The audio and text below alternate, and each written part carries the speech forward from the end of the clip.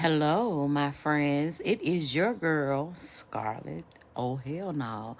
And I'm stepping in today with a movie review from none other than Tubi.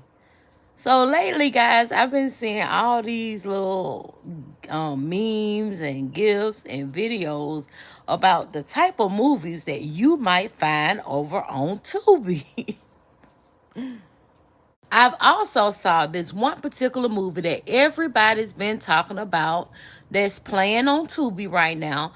And they're saying that it is not Tubi certified. They're saying this could have been over on Amazon Prime or even Netflix. They didn't put it in the theaters, but they said that, oh, no, this is not Tubi certified, baby, because they say them Tubi movies be like this. Why you keep liking all these dudes' pictures on Instagram? It's just pictures. Would you like them or something? Why are you being so insecure? Man, shut up! I'm tired of you liking these dudes' pictures on Instagram! You hurt me!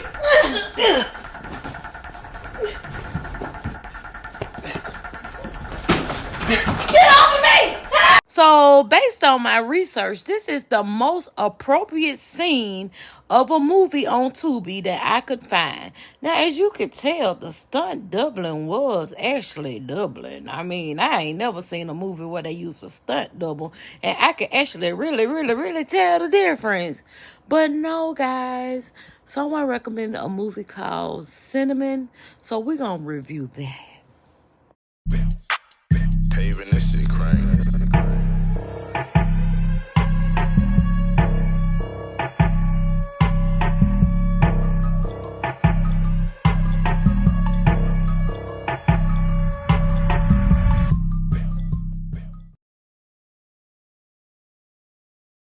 Okay, so the movie starts out with the prelude, and the prelude is the little black girl at the gas station.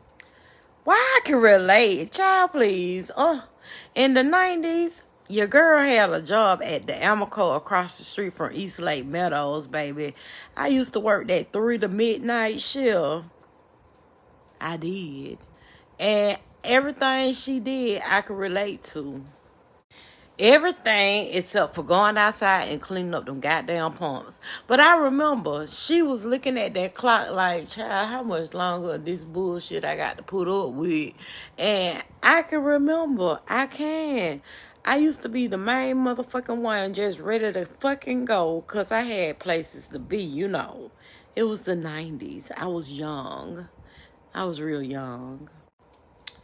So she's, waiting around for her shift to end, and finally it get to like the 11th hour. So she's cleaning up the shelves and putting things away. She's doing a little stocking, and finally she could cut the fucking lights off at the store. When all of a sudden this guy who's dressed in cowboy gear walks in, and he's like, What them pecan pies, you know, them good ones where you could take 2 good big bites. I want some of them pecan pies and I need to use the bathroom right quick. she like, we're closed, sir. He said, it's only gonna take a minute. I just want me a pecan pie and I want to goddamn go and use the bathroom. Child, please. He come up in there, he put his hand on that goddamn pistol, and I was like, this motherfucker finna rob her. He went straight for the key to the bathroom, went in, used the restroom. He came out, throw her that goddamn key, and she caught that motherfucker. She hurry up and goddamn let that bitch go, because she was like, this motherfucker didn't even wash his hands.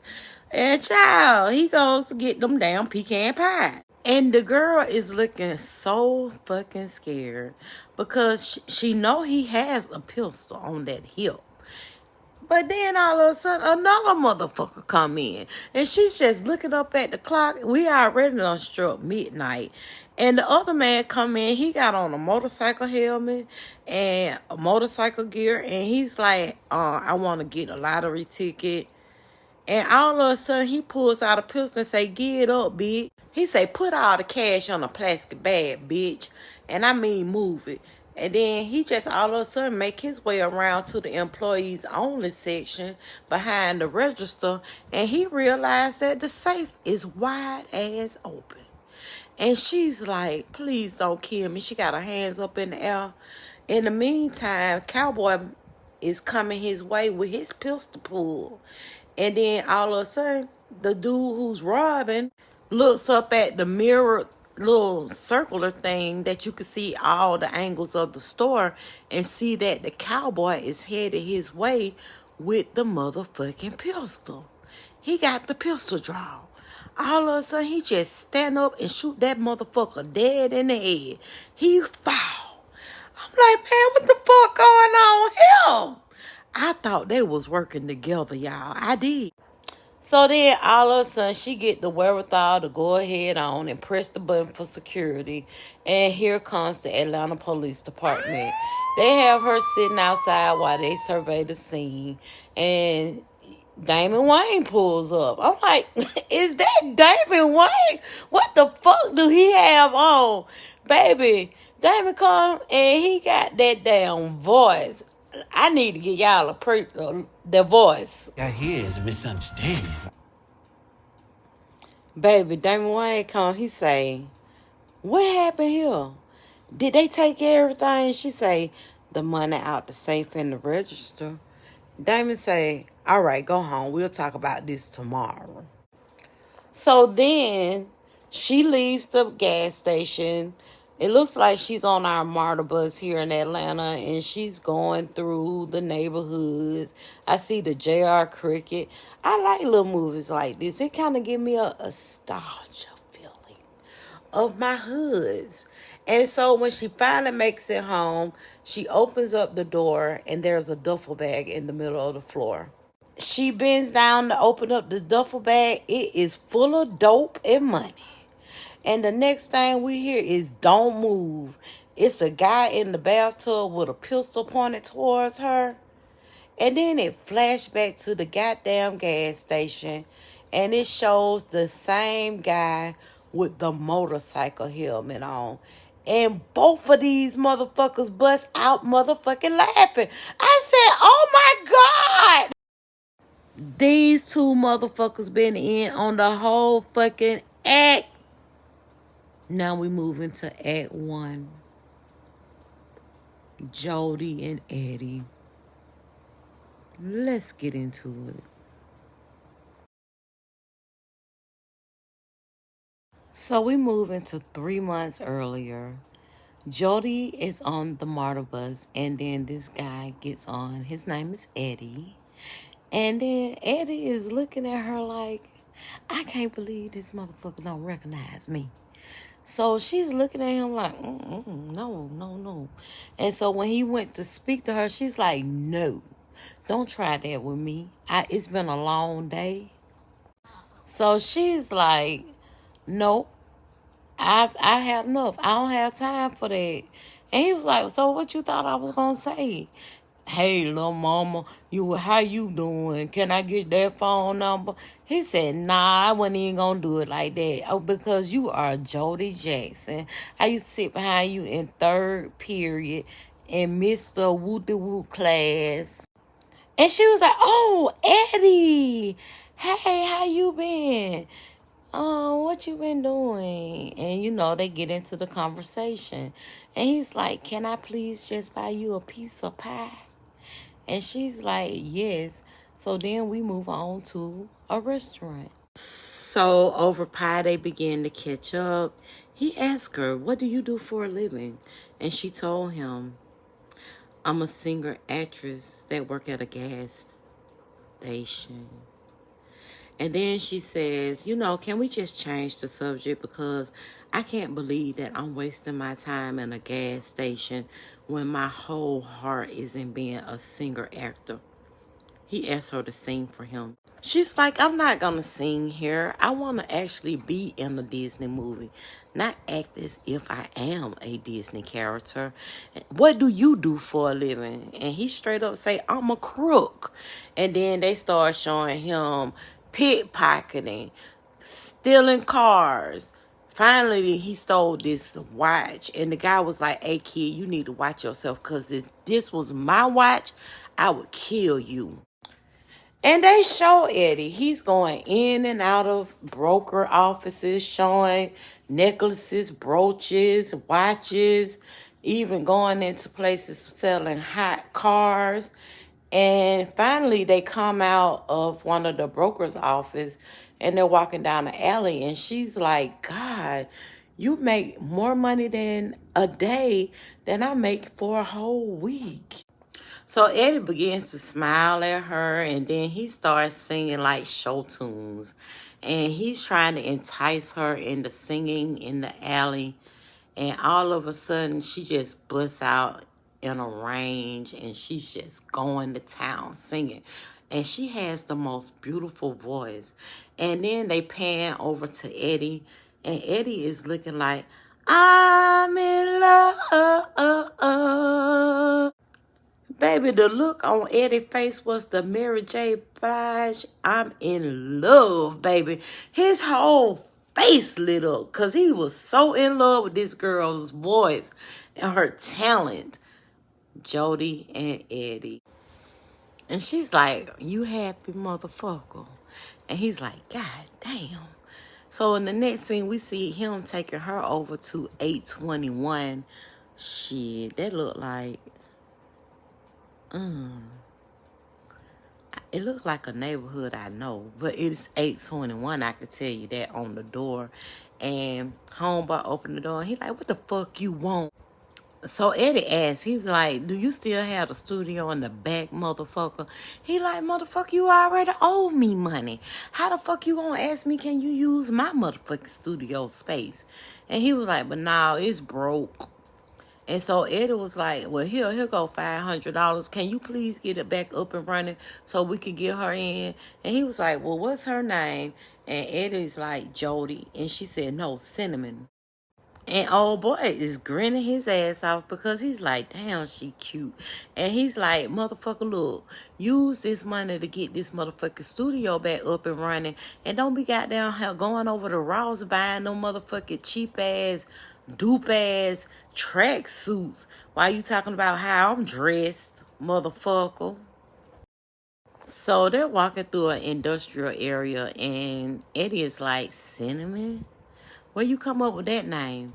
And she was like, well, when I was a kid, my mother had made me French toast. And instead of cinnamon, she used cumin. And my throat and my face swelled up so bad. And so one day we were at school and these kids had some churros. And they looked so good, I had to try it. She was like, the sugar and the cinnamon was falling all off those churros. I had to try it. She said, I took a bite and I ate my whole one and nothing happened. So evidently my mother used cumin instead of cinnamon, and I'm allergic to cumin and not cinnamon. And Eddie is like, so okay, why did you choose the name? And she was like, well, that was the most fearless I ever been in life. I took a chance. I took a leap of faith. Eddie had to admit that was a dope ass way of coming up with that name. Next, we see them inside this goddamn makeshift ass studio. And y'all know how when you go to restaurants and they give you the cup holders, girl, they got these, they got them all over the goddamn wall in miscellaneous spaces. It ain't adding up, child. How is they gonna soundproof this room? Honey, Eddie asked him for his change because he like, baby, I know this some motherfucking Craigslist ass bullshit here. But I must admit, you know, they had up a little sign that said, welcome Cinnamon. They had saxophones, tamarines, keyboards. They were ready to get the job done. Eddie still wanted his motherfucking change, though. When they get in the studio, everybody is ready to go to work. And the producer is like, hey man, look, we gotta do this in one motherfucking take. We can't keep stopping. And she like, can we start from the middle? He's like, nope, we gotta do it in one take. So Eddie like, wait a minute, give me a minute. Let me talk to her for a second. So Eddie pulled her off to the side and he gives her this big pep talk. He told her, look, you overthinking this. I want you to close your eyes and just let the magic work. And she does, and everybody is all in tune. They're smiling. They loving the sound, the music. Everything is coming together. And then Eddie tell her, you know, you're a diamond. And then she said, I think you're valuable too. Eddie tell Jody, baby, I ain't shit. What I do, I still value. He said, but I'm never able to maintain it because once I steal it, I leave it, let it go. And then that's the value that I am. And she was like, man, I was really about to get in love with you. I wanted to really give you a kiss on your lip. Poor Eddie. She's so excited because she did the best that she could. Everybody was like, yeah, that's cinnamon. And all of a sudden, she just popped a big one on Eddie's lips. And the next scene, we see them making love. And then Eddie tells her, he's like, look, we should go to L.A. I figure we only need about $30,000. And she like, I ain't got no damn money. They flash back to a scene where she's at work at the gas station. Wiley, who is her boss, Damon Wayne, he's like, look, I'm going to have to dock your pay because some cigarettes missing. And yeah, I'm going to have to dock your pay. So deep in the recesses of her mind, she's really going along with the fact that, yes, we need to get the fuck up out of here. But then something tragic happened. Somebody came looking for him and was like, that's that motherfucker who stole my wife. Cause I'm like, now you know this some Tubi shit. Because I ain't seen no motherfucking Seville, Cadillac Seville what is it? A Seville? I guess. But I ain't seen one of them with the little humpback tie on the back in forever. What the fuck they did that motherfucker up at? But, child, yeah, they was looking for Eddie ass. Honey, they showed them in the car. The man popped out a damn switchblade. They ride up on Eddie, jump out, and the next thing we see, Eddie has got a long cut going from his forehead up on his eye. And she getting Eddie together. She like, look, Eddie, if you think this gonna make you ugly, shit, I'm here to tell you was already motherfucking ugly. So this might make your ass look better. Eddie is really in his feelings about this cut. And he's like, yeah, I'm broken. Maybe you need to find your new manager. And she get up and she like, no, Eddie, I feel something deep in me that tell me that I'm not here. I don't supposed to belong here. I supposed to be out in the world and making something of myself. We gonna do it. Later on that night, she says, what if we could get it all in one walk? So they get to plotting, practicing, for trying to figure out, what's the best approach. And then they show the scene where the other guy is actually getting the pies. Come to find out the dope is in the pie box.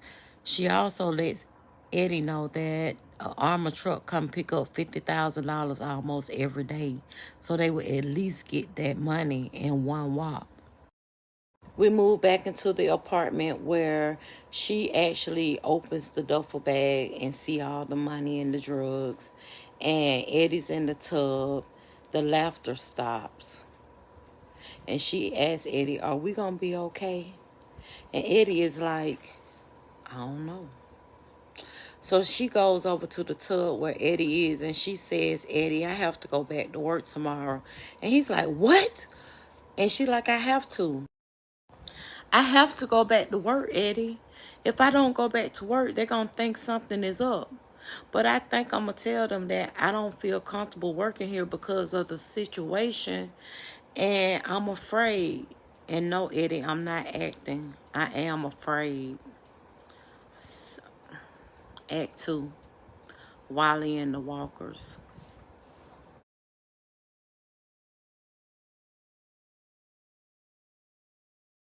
Bill, you driving there, brother? I think it's time to get you in a new set of wheels. No credit, some credit, out on parole. Shit. Well, you better hear what my girls are saying. Molly's got a car for you. I seen it all, baby. Wiley got a goddamn car for your motherfucking ass, bitch. You better get your ass on down to the goddamn car emporium and get you a motherfucking new ride. Wiley said he ain't got time to motherfucking waste, baby. Come down here and get you a goddamn new car. Woo, child. Now it's getting goddamn kind of steamy up in here. Now listen, James Walker come into the goddamn car lot with old Wiley. And Wiley is, he is accusing Wiley of stealing from the gas station. That's right, the Walkers have a 51% interest in the gas station. Baby, Wiley went to the goddamn Walkers. He asked James and his mama if they can go in on this gas station with them. They agreed in the beginning that they would do the 49% and let Wiley get over on the 51. But some kind of way it got turned around and they took the 51 and Wiley got the 49. And now they're accusing Wiley of stealing from the goddamn gas station. And the reason why he accusing Wiley of stealing is because Wiley got this goddamn 18-year-old Crown Royal, that is. And he said, Wiley, how can you afford a shirt like that? Shit, I was confused because I thought Wiley was in the wrong motherfucking century with his wardrobe. And, child, I'm confused. But anyway, child, Wiley, they down to the car lot, and Wiley got him a little palm colored girlfriend, and she looked like he might be pimping her out on the side. Child, I'm confused. Shit, Wiley said, "Can you keep a secret?" You know, Heather gave me the money for this car lot. James like, don't she work at the gas station in the daytime and at the strip club at night? Wiley like, yeah. But her grandmama died a year ago and left old Heather $120,000. I told her, let's invest it. Oh, did I tell y'all that James' mama was Pam Grill? You remember in the black exploitation days back down? Yeah, she is the mama. And James like, oh, so you got you a good white woman. You make me want to go on over on that side of the track. But did I tell you that my daddy was a white man? Well, evidently his white daddy beat Pam Grier character so bad to where she deaf in both ears and blind in one eye. And so he try and give him the money and say, we want to buy your half out. He try and give him $120,000. Wiley like, nah, I ain't taking that. You could stick this check up your ass because that ain't even, that ain't my stake. You owe me way more than that to get my half for the gas. But child, Wiley go home. Heather say, he like, oh Lord have mercy. He looking at all these bankruptcy records and all the shit that he done fucked up with this money from this damn gas station. And Heather like, do you want me to give you some head? And he was like, yeah, I guess so. And so they going at it, and he get a phone call, and it's Jody.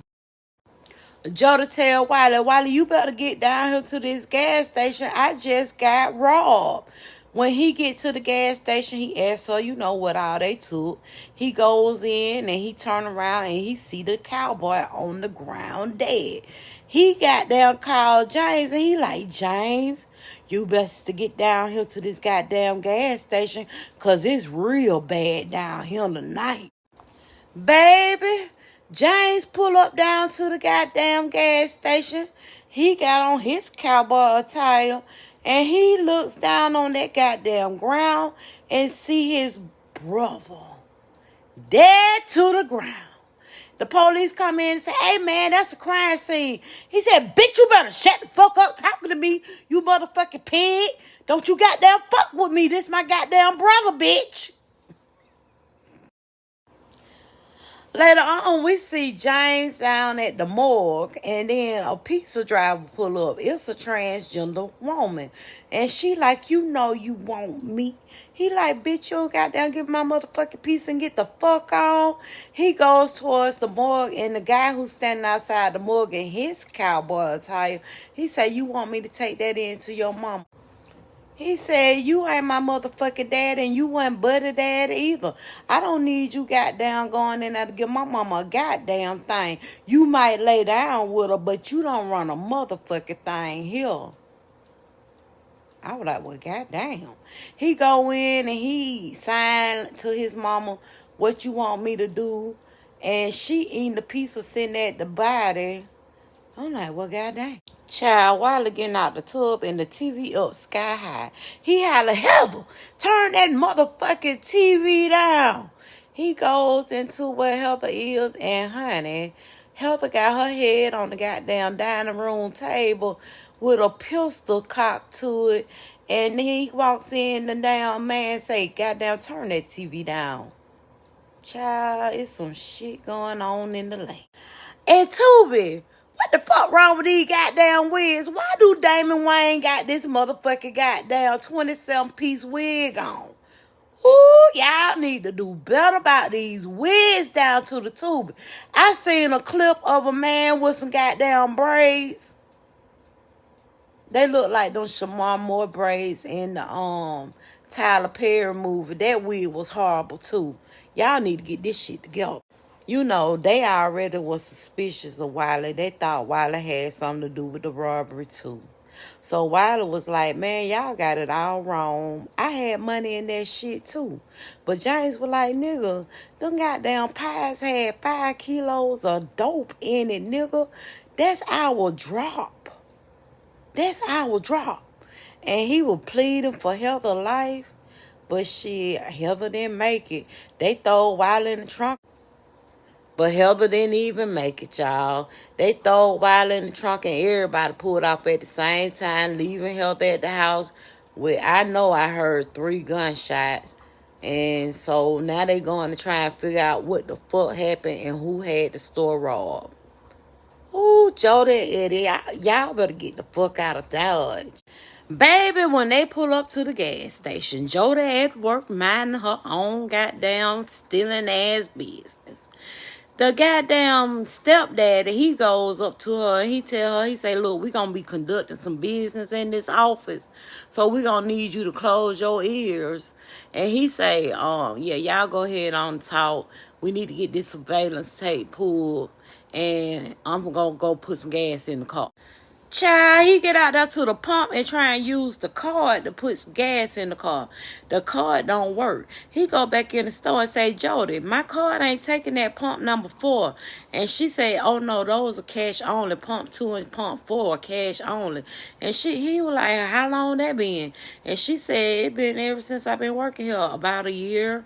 And so he goes in the office and he said that Wiley been not only are the pumps cash only, but he is also shorting them. So he had got a gas can and he went out to try and put some gas in the gas can. He wanted to get only a half a gallon, but he got like a quarter gallon. So he said that he think that Wiley been pulling off at least $4,000 a week on pumps 2 and 4. Honey, he went back in and signed the mama that Wiley been stealing, and it been at least $4,000 a week. She signed for them to put Wiley's left hand on the table, and she stabbed that motherfucker. Baby, Wiley was in there screaming like a bitch. I was like, God damn. They getting ruthless. Now, the whole time they in the office, they trying to get Wiley to get on the password for the surveillance cameras.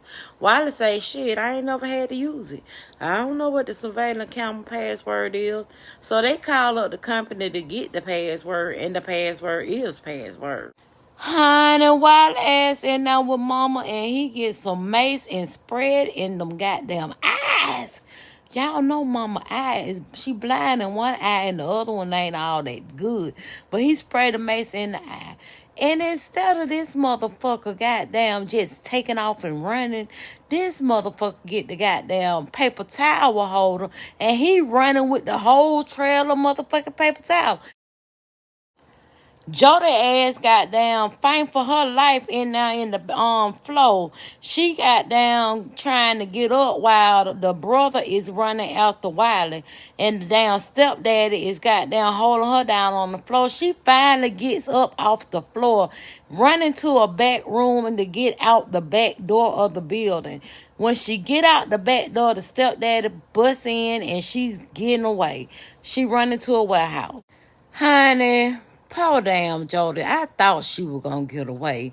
But honey, these some goddamn cowboys. He real roped her ass up with a goddamn piece of rope. They had Jody and Wiley back. Then he get a phone call because somebody was trying to sell a camera. And he said, I heard y'all got robbed over there. I got some money with some mixed bills on it. And he asked for a description of the person. He said they had a scar over their eye and they were Puerto Rican. James asked Wiley what race was the boyfriend. Wiley said that the boyfriend was Mexican. James said that's close enough. James asked Jody. He said, Jody, it sounds like to me that you and this damn Puerto Rican, y'all playing this shit together. So if you tell me the truth, I might just let you live. But I'm going to let mama make the decision on whether or not you live or you die. And he take his hat off and he look at mama. So mama flipped up the glasses because she got these flip up glasses, right? So she flipped up the good eye on Jody, but when it came to Wiley, she flipped up the bad eye. So James go over to Wiley and he say, Wiley, we done had some good times together, but mama made her decision. James let Wiley have it, and he told the stepdaddy, he said that, you know what? I'm going to go over here to this damn house because he can put the address on the bill of sale. And if he give me the money and the dope, then I'm going to call you and let you know to let the girl go. But if he don't, then you better POW that ass and let her ass have it. But I'm finna go kill him. Honey, James over in the apartment with Eddie. Eddie was throwing some trash out the damn window because the dumpster is right up under the window. He told him, he said, you need to give me my shit. I'm finna kill you because you killed my brother. And he said, you know, buddy. He said, I don't know him. I ain't know him. The one you killed last night, motherfucker. Where my shit at? What? But Eddie, he ended up trying to reach for the pistol and end up getting shot, falling out the window into the dumpster. But when James was leaving, he called the stepdaddy back and he said, I'm on my way. He said, but the damn pies got the X on it, but it ain't no dope. So when I get there, hopefully Jody better know what the hell going on or she gonna be next. Jody and stepdaddy pull up at the house. He let Jody out the trunk. Jody done throwed up all in the back of the trunk. He tell mama, this bitch done throwed up in my trunk. Mama says she pregnant. That's what it is. She signed for Jody to get up off the floor and come over to her. And she rubbing on Jody's stomach. Stepdaddy say, back up here, bitch. I need some else. So he explained to Jody, Mama, you want me to tell you why she's staring at you like that? Because she is late deaf. That means that she already knew how to communicate before with words. And she know how to read lips. When you born deaf, it's very hard for you to communicate by reading people's lips. So we learned the sign. Sign is set in stone. So what you want me to tell her? Jody said again, I don't know anything about no dope. He said, so that's what you want me to tell her? So he signed to mama. She said she don't know. So mama told her, she said, bitch, go get me a switch off that tree out there. What?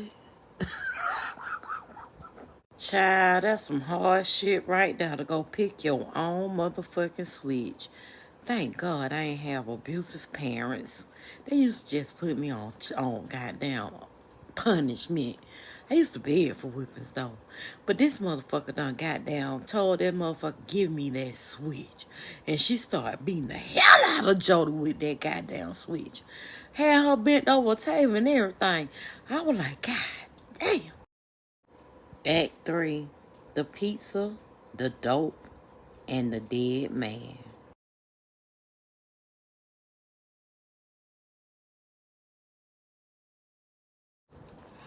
Oh, what a twisted web we weave, baby. Now look, y'all. They came to the damn landfill. All of a sudden, the trash started moving. And who appeared? Good old Eddie. Eddie ass popped up out that goddamn trash, trying to breathe for his life.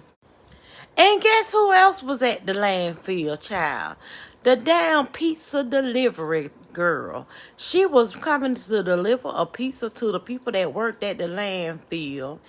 And Eddie crawled his way out that damn trash pile and into the trunk of the delivery car. They ended up back at the pizza parlor, and when she opened the trunk, Eddie ass popped out and she was falling back. And the pizza delivery girl, Tony, was in there talking to her boss, and she was scared on the motherfucker, because, honey, this dead-ass monster done goddamn crawled up out the trunk. And the delivery person realized that Eddie had a pistol on his hip. When he fell out the window, he had the pistol in his hand because he was going to shoot James. So the man was like, let me call the ambulance for you, son, because you look like you in bad shape. The little old Italian guy, he was about to call the ambulance, but then he got a phone call to make a delivery for pizza. And he was like, wait, we got to charge extra because that's too far out. And guess what? It was the cabin. Dad done ordered some pizza for mama, and he was listening in. Eddie was listening in to the conversation. And he was like, it's the same people, you know, the ones who had to order the pizza at the gas station out there on that road. And so Eddie was like, was that Walker gas station? And he was like, yeah, that's Walker gas station. They had ordered a pizza delivery at the mall. It looked like you were going to be going to the mall too, son. And he was like, hey, can I please deliver that pizza? And you guessed it, they allow him to go ahead on and make the damn delivery. He pulls up to the cabin, and James answered the door. James get the pizza, pay him the $28 that he said, and he sits outside the damn cabin, and he waiting on his time to go ahead on and go get his girl, because they done threw her in a garage or something after she done got her ass whooped. James was about this pie. He said, I went to go drop Wiley Bite off down to the river. And I said, well, hell, while I'm at it, I might as well go ahead on and drop off Heather too. He said, but when he was riding past the house, the light flickered on and off. And he said when he went inside, because, he was going to break in, but he had Wiley keys, so he just unlocked the door, walked in quietly like a ninja. And here come Heather coming through like, hey, baby, we did it. And she had in her hand a cake, and she had 2 plane tickets to Jamaica, one with her name on it, and guess what?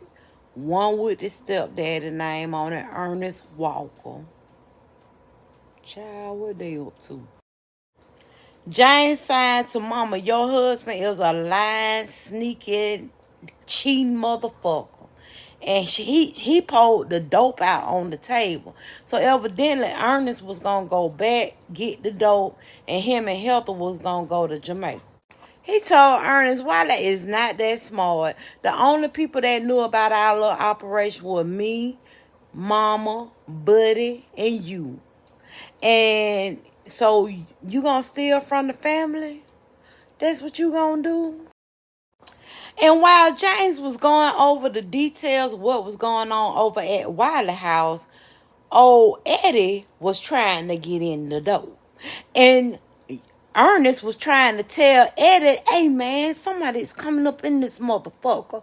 Instead of him worrying about what the hell going on at the door, Ernest shoot at James. James shoot Ernest. And then Eddie get in. Eddie just went ahead on and took Mama on the fuck out. And shit, they out each other. He didn't have to worry about Ernest and goddamn James. They did each other in. And then you had 3 bricks of cocaine sitting on the goddamn table. Just when I thought it was over, James' bitch ass goddamn was still living. And him and Eddie was going at it, baby. They were fighting for each other's life. But you got to remember, James kind of had the upper hand on Eddie because he shot Eddie with a 12-gauge shotgun in his chesticle area. And so he was fucking up them wounds, baby. But see, Eddie didn't come to play. And James was winning. He was winning. But I kept on saying to myself, I remember he took a butcher knife from the pizza parlor. Why ain't Eddie using this butcher knife? And finally, he got Eddie down on the ground. Eddie reached for that butcher knife and stabbed James dead in the neck. Eddie went down and got his girl. And they both got in the car. They had the money in the car because James had took the car that Eddie had bought so that they can get to California. And they actually got in the car that he bought with his name on the registry. And the money was still in there because James left the money in the car. I forgot to say, too, the producer had told him that he set an alarm so that he could send him a text at a certain time because he got the song that she did to be played on the radio. And when the song came on, they was riding, and he got the text message saying for them to go ahead and put the radio station on 99.70. Jody was begging Eddie to hang on. She was gonna get him some emergency help, and you could see they were holding hands. Honestly, I don't know whether or not Eddie survived, but I think that this was a great suspenseful comedic. It was good to be a Tubi movie. I must admit, I have to say that. I had a wonderful time doing this review on this movie. And honestly, I've never watched a Tubi original. Based on the fact that over the interwebs, they're always showing these old messed up clips of these movies. And I'm like, nah, that ain't even my speed. But whoever suggested this to me, thank you very much. It was a decent movie. Thank you. Like, comment, and subscribe. And share me out. Share out this because if I ain't do nothing, my acting skills was on point, baby. I can be in a Tubi movie because, baby, this was a good acting job. I was doing the damn thing. Go ahead, like, comment, and subscribe. I thank you all for watching. Have a wonderful night. Bye.